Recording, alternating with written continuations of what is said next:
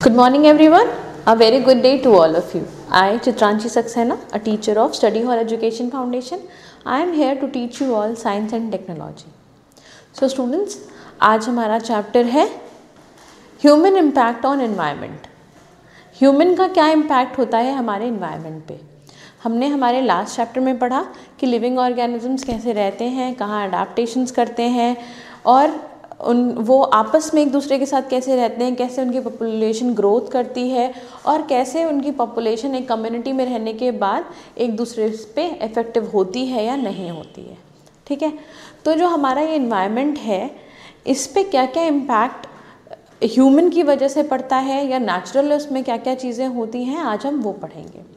ठीक है, तो इन्वायरमेंटल प्रॉब्लम्स कैसे कॉज हो रही हैं और उनके प्रति हमारी क्या जागरूकता होनी चाहिए, हम उसको डिस्कस करेंगे।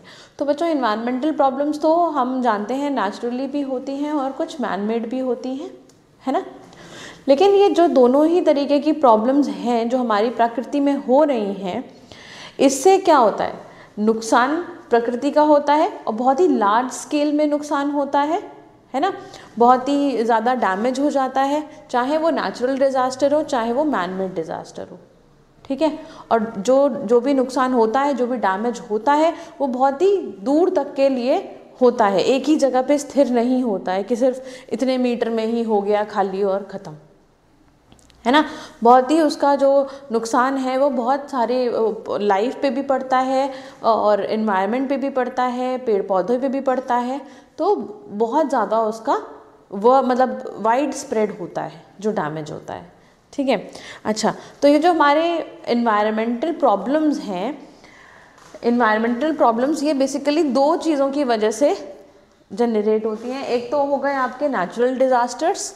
ठीक है, नेचुरल डिज़ास्टर्स मतलब जो अपने आप हो रहे हैं, जिन पे हमारा कोई कंट्रोल नहीं है, जिन्हें हम कंट्रोल कर भी नहीं सकते और वो प्रकृति में होंगे। हम कुछ मेजर्स बना सकते हैं कि भाई हम कैसे उनसे बचें, कैसे अपने आप को सुरक्षित रखें, कैसे अपने आसपास के पशुओं को सुरक्षित रखें, कैसे हम पेड़ पौधों को सुरक्षित करें। हम खाली ये उसके प्रिकॉशंस ले सकते हैं, सेफ्टी मेजर्स हम डिज़ाइन कर सकते हैं।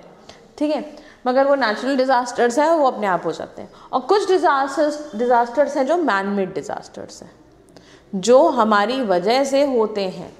तो अब बच्चों, हमारा कंसर्न ये है कि हम इनको जानें, इनको पढ़ें, इनको समझें और फिर हम ये ध्यान रखें कि कैसे हमें इनसे, जो नेचुरल डिज़ास्टर्स हैं, कैसे हमें उससे अपने पर्यावरण को बचाना है ना। हम क्या कम करें कि ये जो नेचुरल डिज़ास्टर्स हैं ये ट्रिगर ना हो, है ना। और हम क्या सेफ्टी मेजर्स लेकर के हम इनको मिनिमाइज़ कर सकते हैं, इनके इफ़ेक्ट को।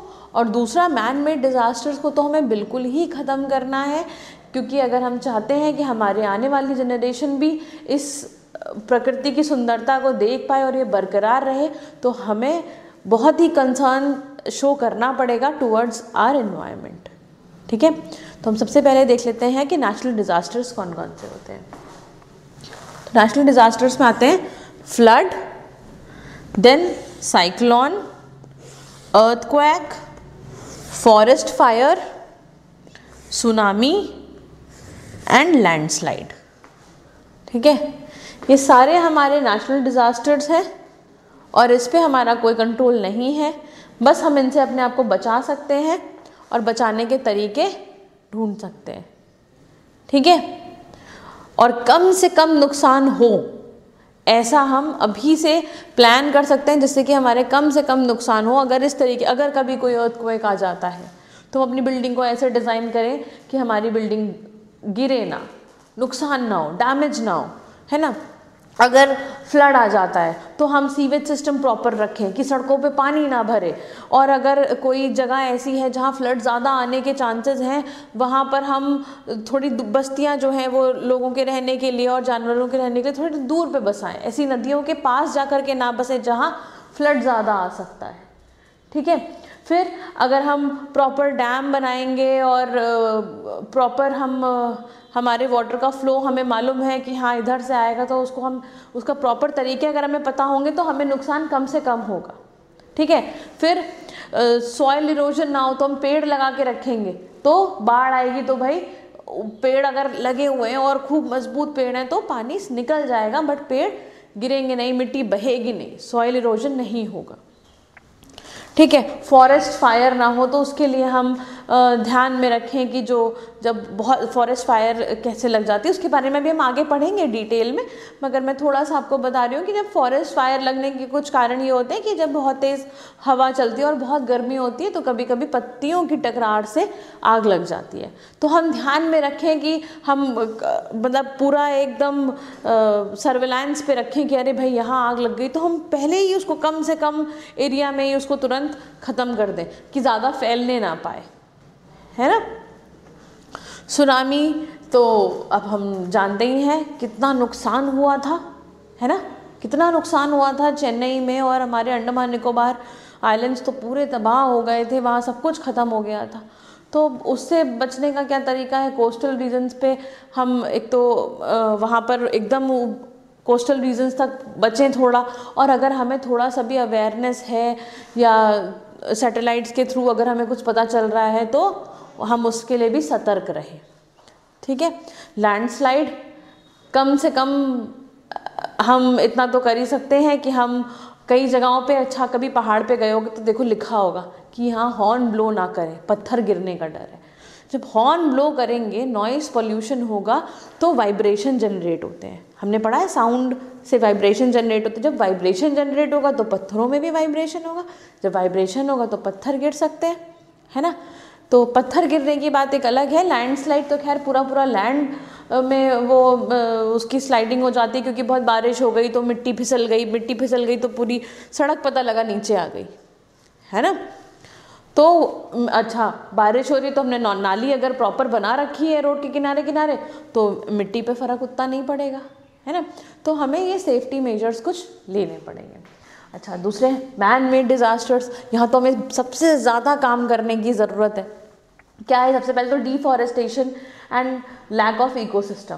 भाई हम डिफॉरेस्टेशन, हम पेड़ ना काटें, इसीलिए देखो पहले के टाइम में अपने पेरेंट्स से पूछना, पहले के टाइम में फ्लैट सिस्टम्स नहीं होते थे, ऐसे घर बने होते थे और वहाँ पर घर बन गए, ये पेड़ काट दिया घर बना दिया, खेत काट दिए घर बना दिए, जंगल कट गए, वहाँ पर बस्तियाँ बस गई, है ना। अब क्या है, फ्लैट सिस्टम बन गया। क्या है, उतनी थोड़ी सी ज़मीन में जहाँ 10, 12, 15, 20 मकान बन सकते थे उसमें ये ऊंची बिल्डिंग खड़ी कर दी गई, उसमें कई सारे लोग रह रहे हैं, है ना। अच्छा, दूसरा क्या है, पॉपुलेशन को कंट्रोल करना बहुत ज़रूरी है। जब पॉपुलेशन कंट्रोल होगी, जब पॉपुलेशन बढ़ती है तभी घरों की ज़रूरत पड़ती है, खाने की ज़रूरत पड़ती है, तो फॉरेस्ट काटे जाते हैं, खेती करी जाती है, या फॉरेस्ट काट करके वहाँ कंस्ट्रक्शन करा जाता है। तो पॉपुलेशन कंट्रोल सबसे ज़्यादा इम्पॉर्टेंट है। ठीक है, जब पॉपुलेशन कंट्रोल होगी तो डिफॉरेस्टेशन कम हो जाएगा और लॉस ऑफ इकोसिस्टम भी हमारा नहीं होगा। ठीक है, हमारे इकोसिस्टम का लॉस नहीं होगा। ठीक, then air, water and land pollution, इसको तो हम कंट्रोल कर सकते हैं। Air, water and land pollution को कंट्रोल कर सकते हैं। कितने तरीके हैं, पानी को गंदा ना करें, हम जो है पानी वेस्ट ना करें। ठीक है, ये नहीं कि कूड़ा कहीं भी हमने नदी में फेंक दिया, समुद्र में फेंक दिया, वो सब ना करें हम। तो हमारे नदियाँ जो हमारे सिटीज़ में नदी हैं उसको साफ़ करें, ड्राइव्स चलाएं कि हम उसको साफ़ करें, उसके आसपास भी कूड़ा ना फेंकें कि कूड़ा उड़ करके हमारी नदी में चला जाए और उसको गंदा करें। एयर पोल्यूशन कम करें, हम कूड़ा जलाएं ना, उसको बायोडिग्रेडेबल जो हमारा जो वेस्ट प्रोडक्ट्स हैं हम उनका यूज़ ज़्यादा करें। थर्माकोल और प्लास्टिक्स, इनका यूज़ हम मिनिमाइज़ कर दें, है ना। डिस्पोजल्स जो आती हैं वो हम बायोडिग्रेडेबल डिस्पोजल्स का यूज़ करें, पॉली बैग का यूज़ ना करें जिससे वाटर पोल्यूशन होता है। और ऐसे कूड़े को ना जलाएं। ठीक है, कूड़े को जलाने से एयर पोल्यूशन हो रहा है। कम से कम हम ऑटोमोबाइल्स का यूज़ करें, अगर हम कहीं जा सकते हैं तो पैदल जाएं या साइकिल का यूज़ करें, है ना। साइकिल का यूज़ करेंगे भाई, फिट भी रहेंगे कि नहीं रहेंगे, फिट रहेंगे। और या तो पैदल जाएं, पैदल वॉक करके, पास में जाना है तो ज़रा सी दूर जा रहे हैं, पता लगा निकाल ली गाड़ी अपनी, 2 व्हीलर निकाल ली और खूब पोल्यूशन फैलाते हुए चले गए। अपनी गाड़ी का हर ईयर पे पोल्यूशन कंट्रोल चेक करवाएं, पोल्यूशन चेक करवाएं। अगर आपकी गाड़ी में से धुआं निकल रहा है या पोल्यूशन ज़्यादा क्रिएट कर रही है तो उसको ठीक करवाएं। अपनी गाड़ी की सर्विसिंग टाइम टू टाइम करवाते रहें जिससे पोल्यूशन ना हो, ठीक है। लैंड पोल्यूशन ना हो, कूड़ा कहीं पर भी ना फेंकें, प्रॉपरली डिस्पोज ऑफ करें जो भी वेस्ट प्रोडक्ट्स हैं उनको, तो लैंड पोल्यूशन नहीं होगा, ठीक है। Then depletion of fossil fuels, fossil fuel का अननेसेसरी यूज़ ना करें। ये ना हो कि पता लगा नेक्स्ट जनरेशन जब तक आए तब तक पेट्रोल और डीजल तो ख़त्म ही हो चुका है, बचा ही नहीं पेट्रोल और डीजल। अब पेट्रोल और डीजल ख़त्म हो जाएगा तो कभी अपनी लाइफ इमेजिन करके देखो बिना पेट्रोल और बिना डीजल के। चलो हम तो पैदल मूव कर लेंगे, अपनी सिटी के अंदर मूव कर लेंगे, हमें दूसरी सिटी जाना है तो तब क्या करेंगे? ट्रेन कैसे चल रही है? इलेक्ट्रिसिटी से चल रही हैं, क्या कुछ डीजल इंजन्स भी होते हैं कहीं कहीं पर जाने के लिए? और बसेस कैसे चल रही हैं, है ना।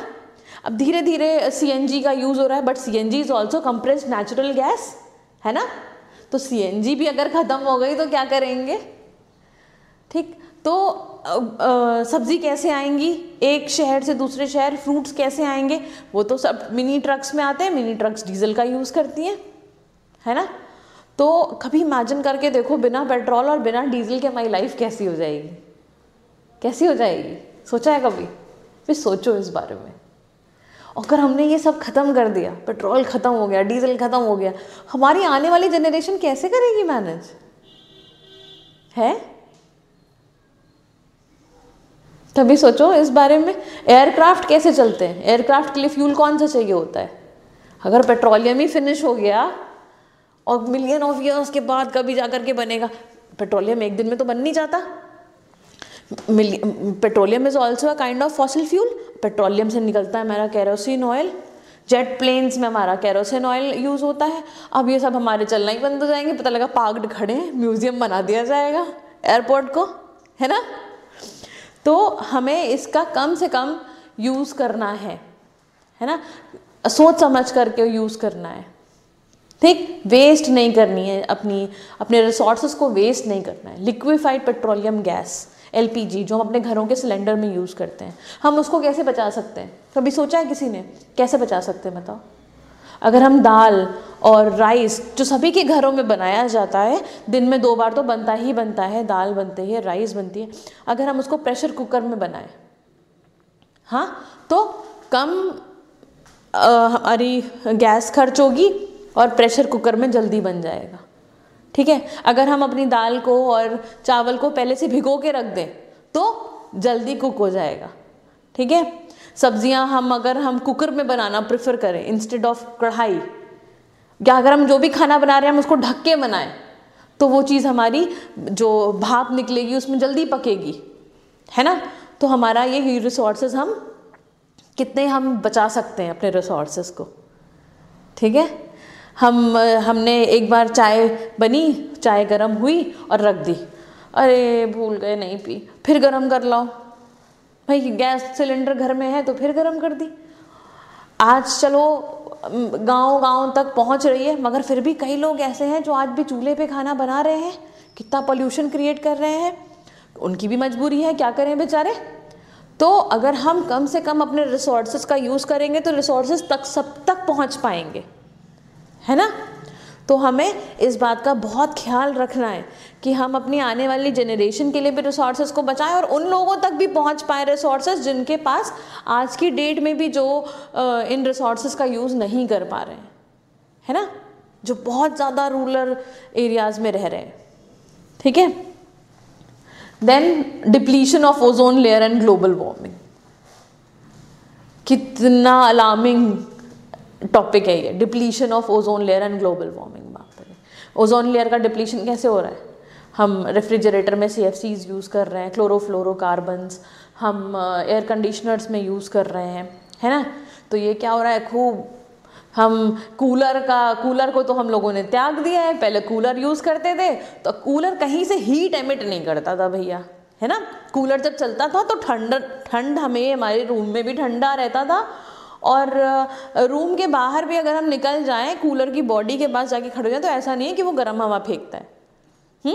मुझे याद है बहुत छोटी थी जब मैं, तो हमारे घरों में कूलर यूज़ होते थे। अब भाई सबके एसी लग गए हैं। एसी क्या कर रहा है, अंदर कमरा तो एकदम ठंडा, एकदम ठंडा, और एसी की बाहर वाली यूनिट के पास जाके खड़े हो जाओ, खड़े नहीं हो सकते आप। इतना तो ठंड में ब्लोअर गर्म नहीं देता है जितना गर्मियों में एसी की बाहर वाली यूनिट गर्म करती है ना। तो अब क्या हो रहा है, इन्वायरमेंट में हीट बढ़ रही है इस वजह से। सोचो, एक एसी की गर्मी निकल रही है, दूसरे एसी से निकल रही है, तीसरे एसी से निकल रही है, कितनी हीट तो हमारे एसी से ही जनरेट हो रही है, सिर्फ इसलिए क्योंकि अंदर वाला रूम ठंडा हो रहा है ना। इंस्टेड अगर हम कूलर्स यूज़ करें, बट ऑल दो कूलर थोड़ा नॉइजी होता था, थोड़ा शोर करता था, हाँ वो सब चीज़ें मिनिमाइज़ हुई हैं, बट हम इनको रिड्यूस कर सकते हैं। ज़रूरी नहीं है कि हम कंटिन्यूअस एसी चलाते ही रहें, है ना। तो हम इन चीज़ों को रिड्यूस कर सकते हैं। हमारी कार में अगर रिक्वायरमेंट नहीं है तो हम एसी ऑफ कर दें, ज़रूरी नहीं है हम एसी चला करके रखें, ठीक है। तो हमारा फ्यूल कंजम्पशन कम होगा, ठीक। Okay, then concentration of pesticides and organisms leading to biomagnification.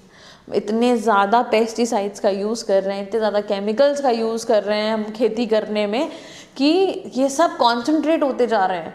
और क्या हो रहा है, ये सब जा रहे हैं, अगर बारिश हुई, खेत से पानी बहा, पानी बह के चला गया भाई नदी में जा कर के पानी इकट्ठा हो गया। अब पानी के साथ साथ जब पेस्टिसाइड भी तो बह कर के गए कि नहीं गए। तो जब पेस्टिसाइड्स बह कर के गए तो वहाँ पर एल्गी ग्रो करने शुरू हो गई। भाई जो हमने पेस्टिसाइड डाला था हमारे खेतों में कि हमारी फसल अच्छी हो, कीड़े मकोड़े मर जाएं, उससे क्या हो रहा है कि वो पानी में चला गया। अब पानी की फसल अच्छी होने लगी, एल्गी की ग्रोथ बढ़ने लगी। अब जब एल्गी की खूब ग्रोथ बढ़ रही है, जो पेस्टिसाइड्स हैं वो फिश में जा रहा है, फिश को बड़ी मछली खा रही है उसमें जा रहा है पेस्टिसाइड। अब उस बड़ी मछली को उससे बड़ी मछली खा रही है, उसमें पेस्टिसाइड ट्रांसफ़र हो रहे हैं। तो पेस्टिसाइड्स क्या है, एक बॉडी से दूसरी बॉडी में ट्रांसफ़र हो रहे हैं। उस मछली को पकड़ा हमने, शिकार किया और खा लिया, अब वो हमारे अंदर भी चले गए पेस्टिसाइड्स, है ना। तो इस तरीके से ये हमारा पेस्टिसाइड्स जो है वो बॉडी के अंदर भी हमारे आ रहे हैं। तो हमें पेस्टिसाइड्स का भी यूज़ कम करना चाहिए। हम मैन्योर्स बनाएं फार्म पर ही अपने, काउ डंक और इन सब का यूज़ करके, vegetable waste, plant waste, animal waste का यूज़ करके अगर हम खाद खेतों में ही बनाते हैं तो वो ज़्यादा मुझे लगता है बेनिफिशियल है ना। Then unhygienic living conditions because of non-biodegradable waste। अब जब अनहाइजीनिक लिविंग कंडीशंस हैं, क्यों हो रही हैं, क्योंकि जो जनरेशन ऑफ वेस्ट हो रहा है उससे क्या है, जब इतना कूड़ा जनरेट करेंगे हम लोग और उसी में रहेंगे तो भाई हेल्थ कंडीशंस तो ख़राब होंगी ही। हम अनहाइजीन जब अपने चारों तरफ क्रिएट करेंगे तो उसी अनहाइजीन में रहेंगे ही, है ना। तो हमें ज़रूरत है कि हम अपना ये सब फूड वेस्ट ना करें। फूड वेस्ट कर रहे हैं तो एनिमल को दें, उसको डस्टबिन में ना डालें। हम इधर अपने घर के बाहर घर में सफाई करी, खूब सफाई करी और कूड़ा ले जाकर डाल दिया सड़क पे, ये भी ना करें, है ना। जो बायोडिग्रेडेबल वेस्ट है उनको डिग्रेड करने की कोशिश करें। अगर पॉलीथीन वगैरह है तो उसको अलग करें। अपने कूड़े को हम अपने घर के अंदर भी, आप लोगों ने देखा होगा सिटीज़ में 2-2 डस्टबिन लगे हुए हैं, ग्रीन एंड ब्लू। एक में बायोडिग्रेडेबल वेस्ट, ग्रीन वेस्ट, और एक में नॉन बायोडिग्रेडेबल वेस्ट हमें डालना है। हम अपने घरों में भी ऐसा कर सकते हैं। हम घरों में भी 2 तरीके के वेस्ट को अलग अलग सेग्रीगेट करके रखें और उनको अच्छे से डंप करवाएं। एक हम सफाई वाले जो आते हैं हमारे यहाँ, जो सफाई करने आते हैं, हम उनको अपने घर का जो भी हमारा वेस्ट निकल रहा है उनको दे दें, जिससे कि वो एक प्रॉपर जगह पर उसे पहुँचा सके और हमारे घर के आसपास साफ सफाई रह सके, ठीक है। तो हमें बहुत सोचना है इस बारे में, इसको करना है हमें, जिससे कि हम अपने एनवायरनमेंट को साफ सुथरा रख सकें, है ना, ठीक है। तो इस बारे में आप सभी लोग सोचेंगे और सोच विचार करके हम अपनी नेक्स्ट क्लास में मिलेंगे। Okay students, thank you.